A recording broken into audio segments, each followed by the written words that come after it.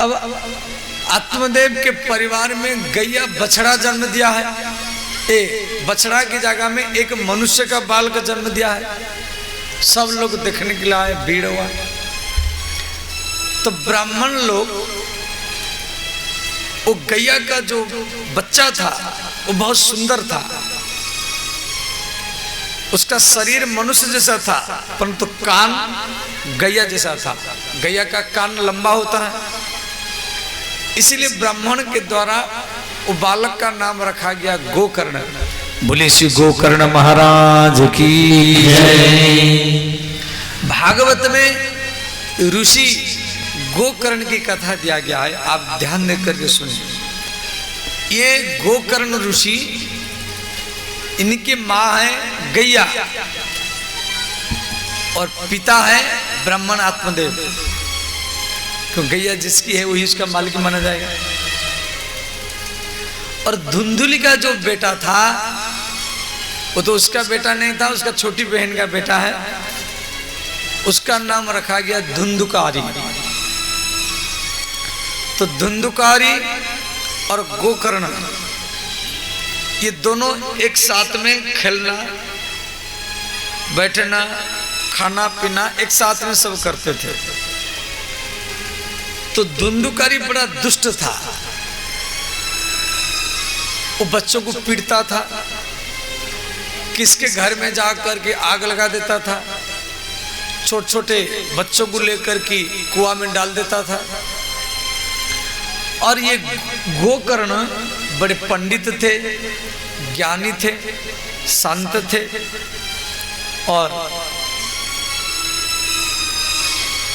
तो गोकर्ण ये आत्मदेव के परिवार में हर रोज लड़ाई झगड़ा। ब्राह्मण आत्मदेव सोचा ये जन्म नहीं हुआ था अच्छा था, परंतु ये धुंधुकारी जब से जन्म लिया तब से मेरे घर में लड़ाई झगड़ा चल रहा है। ध्यान देना, पहले बालक नहीं था इसलिए मरने के लिए गया था, अब बालक का जन्म क्यों हुआ इसलिए मरने के लिए फिर जा रहा है। ध्यान देना। और हम लोग के जीवन में भी ऐसा समस्या आता है। मैं देखा कई व्यक्ति पूजा करते हैं, शिव जी का पूजा किए, दुर्गा मैया की पूजा किए अपनी इच्छा को पूर्ति करने के लिए, और इच्छा पूर्ति होता नहीं है तो पूजा करना फिर छोड़ देते हैं। ऐसा करना नहीं चाहिए। देखो, आपके इच्छा पूर्ति के बाद में आपके ऊपर ज्यादा संकट आएगा, इसी कारण आपकी इच्छा पूर्ति हो नहीं रहा है। पूजा करो परंतु हट कभी करना नहीं चाहिए, ये होना चाहिए, ये होना चाहिए, ये होना चाहिए। रामचरितमानस में दिया गया है, होई है सोई जो राम रचि राखा, को करी तर्क बढ़ा वही साखा। राम सिया राम जय जय राम, राम सिया राम जय जय राम। होई है सोई जो राम रच राखा, को करी तर्क बढ़ा वही साखा। राम सिया राम जय जय राम, राम सिया राम जय जय राम। ओ मंगल भवन अमंगल हारी, द्रवहु सुदस रे बिहारी।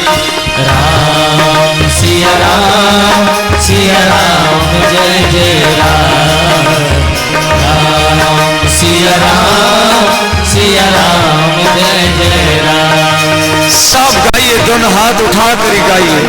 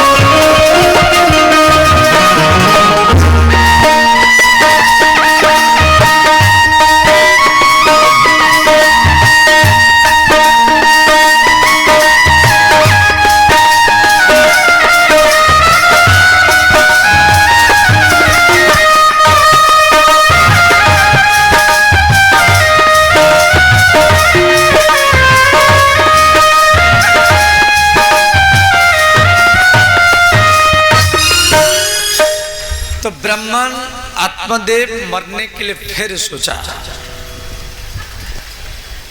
पहले संतान नहीं हुआ था इसलिए मरने के लिए गया था, अब संतान क्यों हुआ इसलिए मरना है।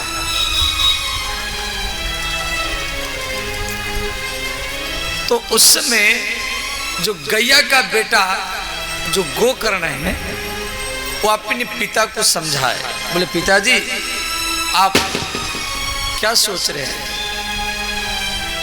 तो गोकर्ण महाराज अपने पिता को 2 श्लोक सुनाए हैं जिसको भागवत में गोकर्ण गीता ही कहा गया। गीता समझ जाते, गीता माने गीयते इति गीता, सबका अपना अपना गीता होता है। गीता माने जिसको आप बार बार गाए, ध्यान देना। जैसे रामायण की जो चौपाई या गीता का जो श्लोक या जो भी भजन आप बार बार गाते हैं, कभी खेत में गा रहे हैं, रास्ता में गा रहे हैं, गाड़ी में गा रहे हैं, वो आपका गीता है। अष्टावक्र गीता, कृष्ण गीता, हनुमान गीता, राम गीता, जिन पंक्तियों को आप बार बार गाते हैं, वो ज्ञान की बात हो, भक्ति का बात हो या वैराग्य की बात, आपको गुनगुनाना अच्छा लगता है, उन पंक्तियों को गाते हुए वो आपका गीता है। सबका अपना अपना गीता होता है, हर जीवों का अलग अलग गीता। तो इसको भागवत में कहा गया गोकर्ण गीता। गीता माने गीयते, जिसको बार बार गाया जाता हो। ये 2 श्लोक है, ध्यान देना। पहला श्लोक, देहे अस्ति मंसुरुधिरे अभिमति त्वजतम जाया सुतादिषु सदा ममताम विमुञ्चः। देह, देह माने शरीर, देह शब्द का अर्थ शरीर। ये जो देह है इसमें 1.5 लाख बाल होते हैं। एक स्वस्थ व्यक्ति के खोपड़ी में 1.5 लाख बाल होता है। 32 दांत हैं और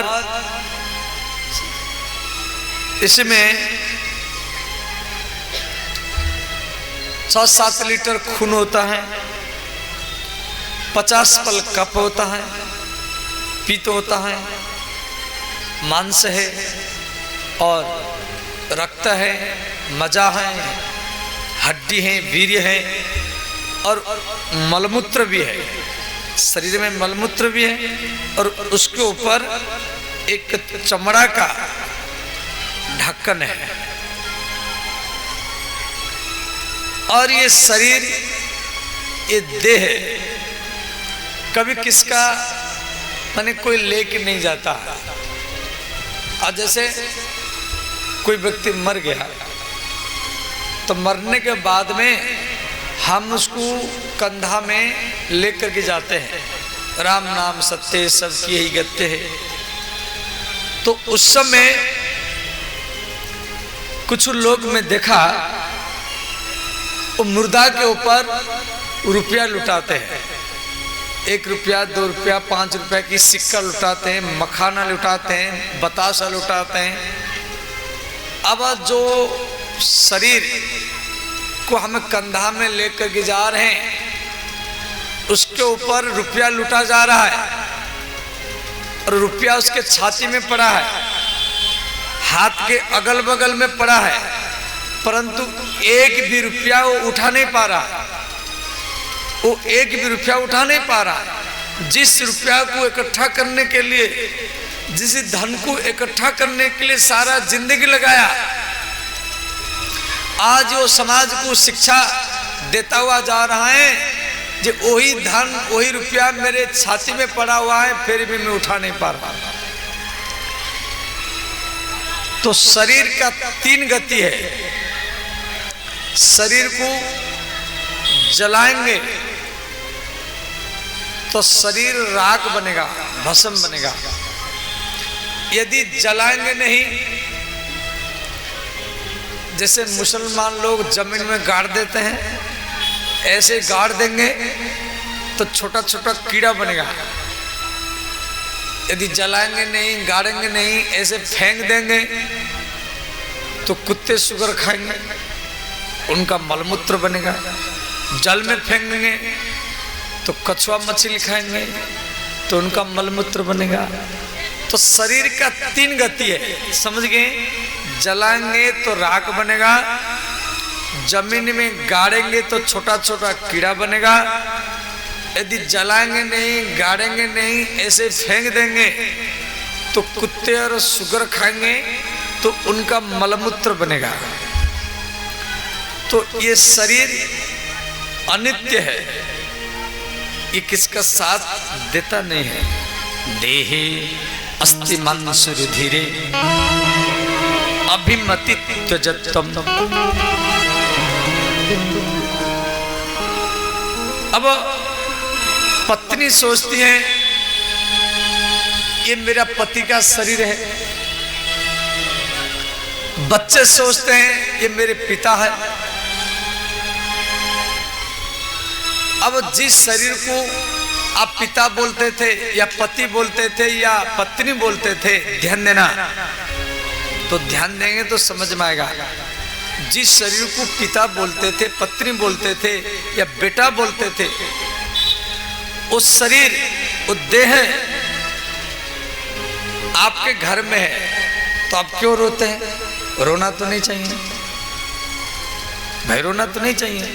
क्यों? आप जिसको पिता बोलते थे, माँ बोलते थे, पत्नी बोलते थे या पति बोलते थे, वो अभी भी आपके घर में है, तो रोना क्या जरूरत है? अब बच्चे इसलिए रो रहे हैं, शरीर में आंख है परंतु आंख देख नहीं रहा। मरने के बाद में कान भी है, ये नहीं जो कान कहां चला गया हो, परंतु कान सुन नहीं रहा है, इसलिए बच्चे रो रहे हैं। मरने के बाद में मुख भी है परंतु मुख बोल नहीं रहा है। हाथ भी है, हाथ हिल नहीं रहे, पैर भी है, पैर चल नहीं रहे, इसलिए बाल बच्चे रोते हैं। अब ध्यान देना, तो आंख में जो देख रहा था, कान में जो सुन रहा था, मुख में जो बोल रहा था, हाथ में जो हिल रहा था, पैर में जो चल रहा था, वो देह से निकल गया, उस शरीर से निकल गया, और वो मरता नहीं है, वो मरता नहीं है, वो आग से नहीं मरेगा, वो आग से जलेगा नहीं, गोली मारेंगे तो भी नहीं मरेगा। नैनम छिंदंती शस्त्राणी, वो तलवार से कटेगा नहीं। नैनम दहती चपावक, वो आग से जलेगा नहीं। अब यहाँ का समझने की बात, आप शरीर को अपना मानते हैं या शरीर में जो बोल रहा है, देख रहा है, शरीर में जो सुन रहा है, उसको अपना मानते हैं? ये शरीर, यहाँ 2 पार्ट है। ये जो शरीर है, इसके जन्मदाता माता पिता है, परंतु ये शरीर में जो सुन रहा है, जैसे मैं बोल रहा हूं, आप सुन रहे हैं, थोड़ा ध्यान देंगे तो समझ में आएगा। ये वेदांत की बात है। जो आपके भीतर में रह कर के सुन रहा है या मेरे भीतर में बोल रहा है और मेरा शरीर, दोनों अलग है। शरीर का जन्मदाता माता पिता है, परंतु शरीर में रह कर के जो बोल रहा है, देख रहा है, हिल रहा है, चल रहा है, वो माता पिता से नहीं आया, वो भगवान से आता है, जिसको आप बोलते जीवात्मा। और वो मरता नहीं है, वो भगवान से मिल जाता है। जो शरीर को अपना मानता है वही मरता है, और जो शरीर के भीतर में जो भगवान आत्मा के रूप में विराजमान है और उसको जो अपना मानता है, वो समाज में अमर बन करके ही रहता है। सुता इतना ही समझने के बाद, परंतु ये थोड़ा कठिन है। इसको तभी समझेंगे जब आप बार बार भागवत सुनते होंगे। ये थोड़ा कठिन प्रकरण है। तो ये पहला श्लोक का अर्थ है। दूसरा श्लोक ध्यान देना है। अन्यस्य दोष गुण चिंतनमासमुत्वा सेवा कथा रसमहो नितराम पिबत्वम। देखो, किसी भी व्यक्ति का निंदा करना नहीं चाहिए। आप जिसका निंदा करेंगे उसका सारा पाप आपके ऊपर आएगा। जो अपनी कान में अपना प्रशंसा सुनता है उसका पुण्य घट जाता है। जो अपनी कान में अपना निंदा सुनकर के खुश होता है उसका पुण्य बढ़ जाता है। देखो, कोई आपका निंदा करे, कोई आपका निंदा करे तो आप उसके प्रति मधुर व्यवहार करो। कोई आपका निंदा करे, बुराई करे, उसके प्रति मधुर व्यवहार करो, मीठा बोलो, उसको भगवान मानो, उसको पहले निमंत्रण दो, उसको रुपया दो, तनख्वाह दो। देखना आपका हर काम बनता जाएगा, कोई काम में अड़ंगा नहीं आएगा आपका। जो दूसरी का निंदा करता है, माने कोई आपका निंदा कर रहा है, आपके पाप को वो साफ कर रहा है, और आप दूसरे का निंदा करेंगे तो उसका पाप आपके ऊपर आएगा, और आपका निंदा कोई दूसरा कर रहा है तो आपका पाप उसको ऊपर जाएगा। कोई स्त्री बच्चा जन्म देती है तो साबुन से साफ करती है, परंतु जो आपका निंदा करता है वो आपके सारा पाप को जीभ में चाट चाट करके ही साफ कर देता है। इसीलिए कभी घबराना नहीं चाहिए, आपका लक्ष्य शुद्ध होना चाहिए। श्री जगत गुरु शंकराचार्य जी को एक व्यक्ति ने प्रश्न किया, जी गुरु जी, एक व्यक्ति को भगवान मिलने वाले हैं, उसका क्या लक्षण होना चाहिए? शंकराचार्य जी विवेक चूड़ामणि ग्रंथ में लिखे हैं, उसका निंदा करो, उसका बुराई करो, और देखो निंदा को सुनकर की, बुराई को सुनकर की यदि वो मुस्कुराता है, प्रसन्न है, उसके मन में कोई भी दुख नहीं है, टेंशन नहीं है, तो समझना ये जीवन मुक्त पुरुष है, ये भगवत प्राप्त पुरुष है। और इसीलिए भागवत धर्म कहता है कोई भी निंदा करे, बुराई करे, उसके प्रति मधुर व्यवहार करो, उसको मीठा बोलो। श्री कबीरदास की पंक्ति है और आप सबको मालूम होगा,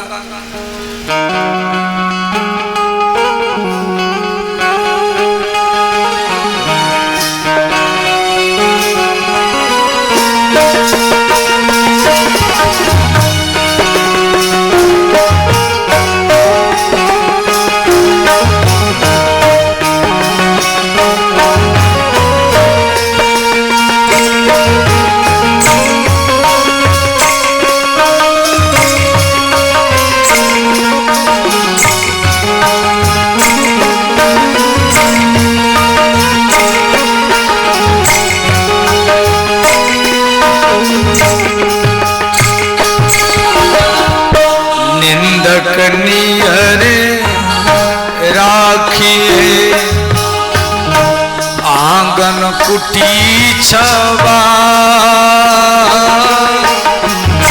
निंदक नियरे राखिए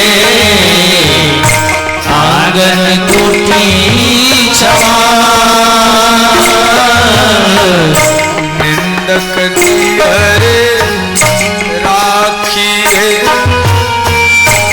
आंगन कुटी छवा, जगनिया रे राखिए आंगन कोठी छवा बिनु साबुन पानी बिना निर्मल करे सुभाव कबीरा निर्मल करे सुभाव बिन साबुन पानी बिना निर्मल करे सुभाव कबीरा निर्मल करे सुभाव। सब गाइए, दोनों हाथ उठा कर गाइए।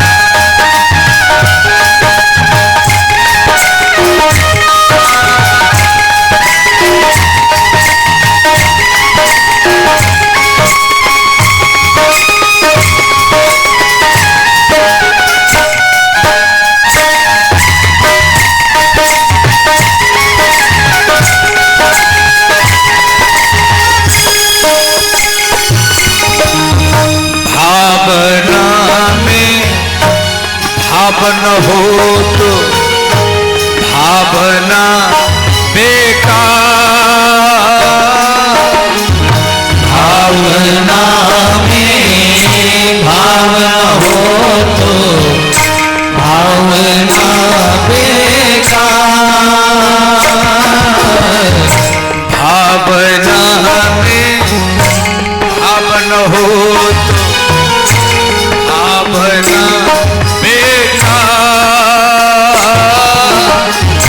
भावना में भावना हो तो भावना बेकार,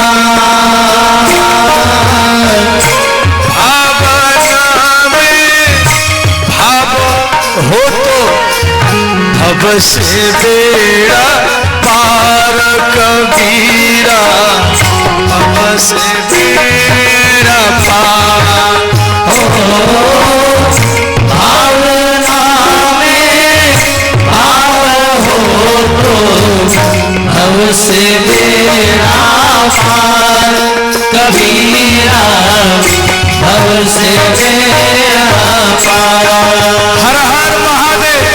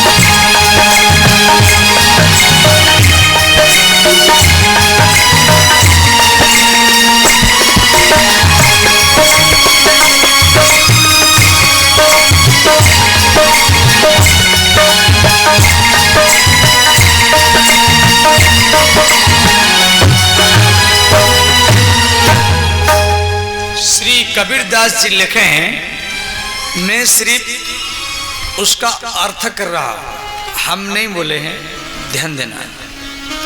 निंदक नियर राखिए। नियर माने निकट, नियर शब्द का अर्थ निकट। निंदा करने वाला को अपने निकट में रखो, पास में रखो। और पास रखो तो कहाँ रखो? घर के पीछे रखो, बाएं दाएं।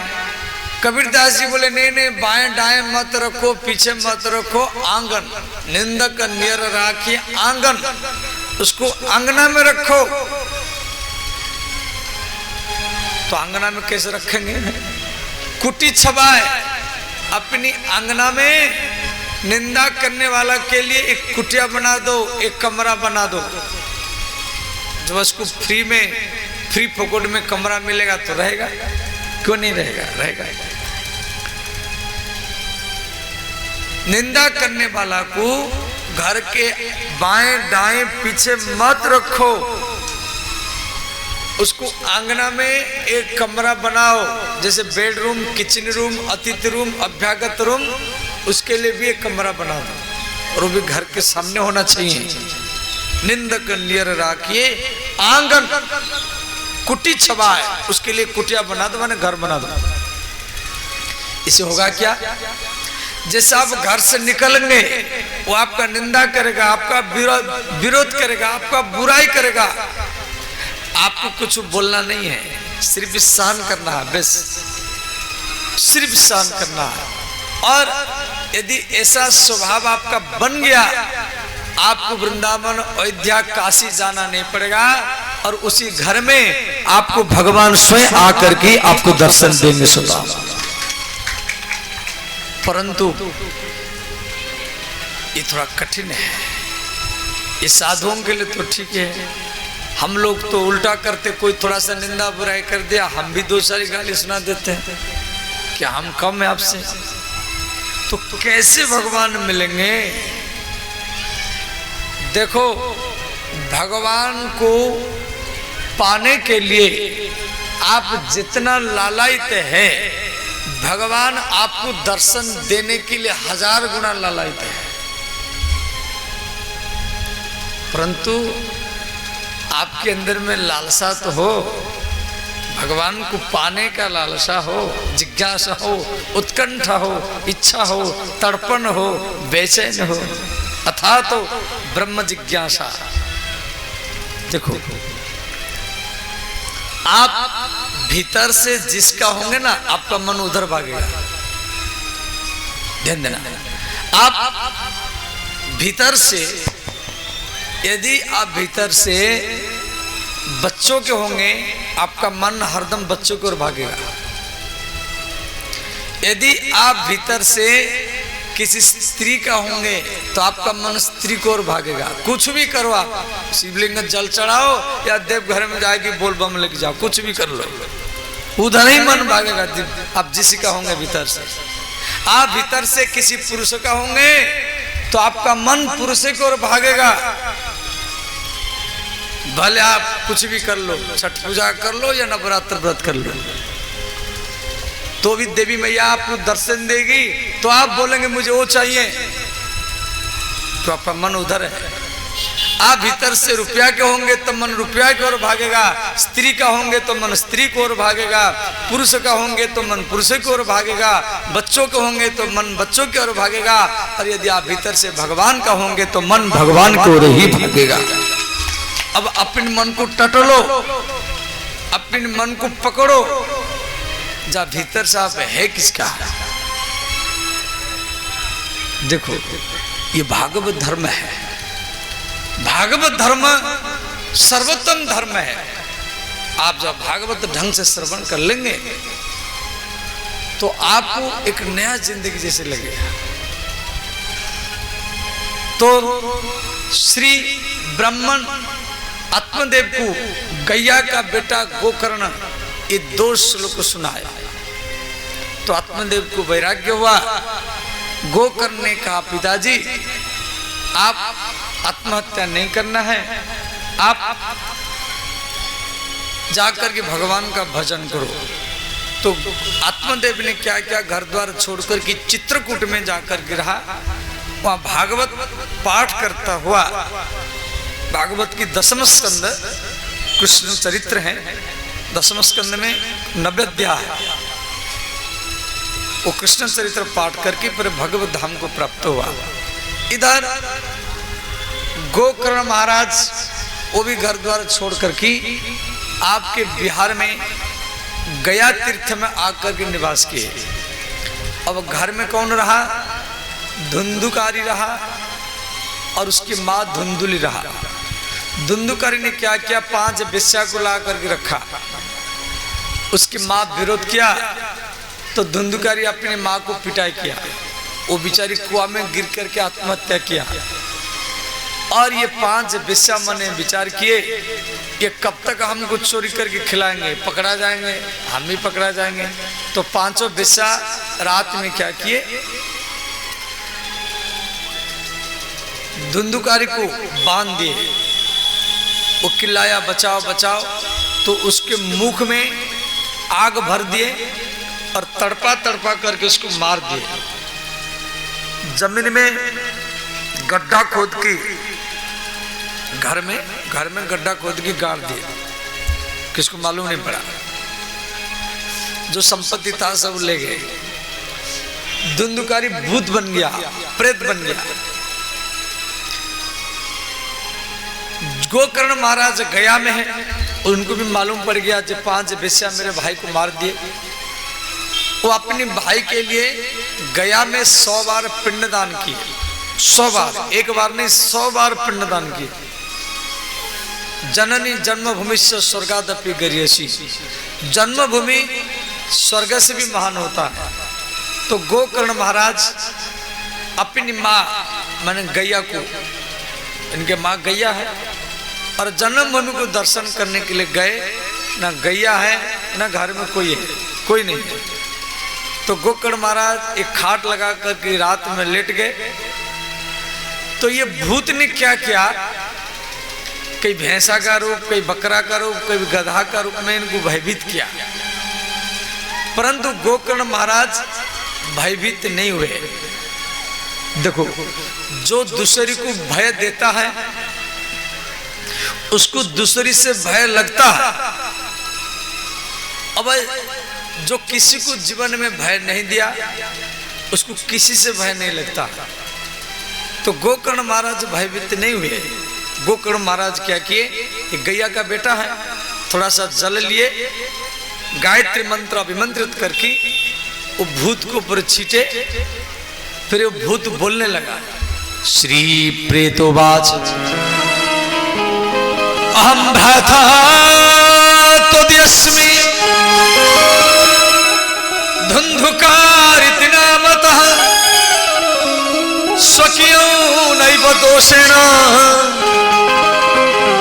ब्रह्मत्वं नासितं मया।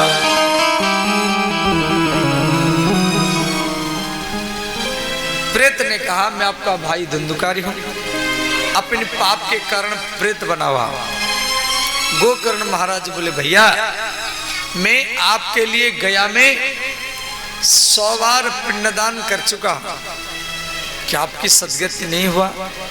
प्रेत ने कहा 100 बार नहीं, 1000 बार भी पिंडदान करे तो भी मेरा सदगति नहीं होगा। मेरे लिए कोई दूसरी उपाय करो। तो गोकर्ण महाराज सूर्य भगवान के भक्त थे। मैं कल भी बताया था, जिस सूर्य भगवान की ओर खड़े होकर के कोई भी मलमूत्र करना नहीं चाहिए। सूर्य भगवान के ओर खड़े होकर के ना कोई मलमूत्र करे, ना कुल्ला करे, ना दांतुन करे। इसमें क्या होगा? कोई ना कोई बीमारी में आप पड़ेंगे। सूर्य प्रत्यक्ष भगवान सूर्य को ओर खड़े होकर के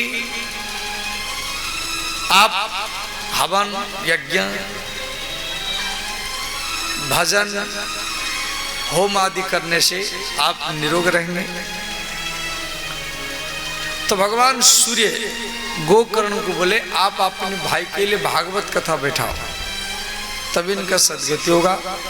तो गोकर्ण महाराज अपनी गांव में भागवत कथा बैठाए। गांव के लोग आकर कथा सुने तो ये प्रेत ने क्या किया, वहां का 7 गांठ का बांस था, उसी बांस की छिद्र में आकर के बैठा। प्रेत तो किसको दिखाई नहीं देता है, वो हवा जैसा रूप होता है। तो 7 दिन में 7 गांठ को भेदन करके ये सामने प्रकट हुआ। तो उसको लेने के लिए वैकुंठ ऋषि के विमान आया। उसी विमान में बैठ कर के वो वैकुंठ धाम को प्राप्त हुआ। फिर गोकर्ण महाराज दूसरी बार भागवत बैठा है।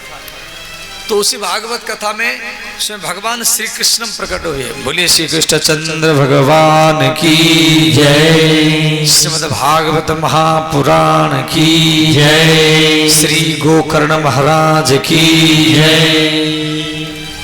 तो उसी भागवत कथा में जितना व्यक्ति भागवत कथा सुन रहे थे सब वैकुंठ धाम को प्राप्त हुए।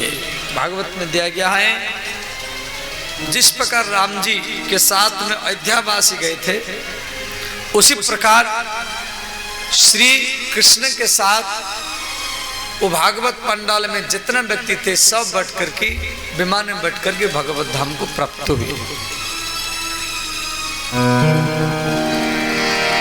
श्री कृष्ण गोविंद हरे मुरारी हे नाथ नारायण वासुदेव।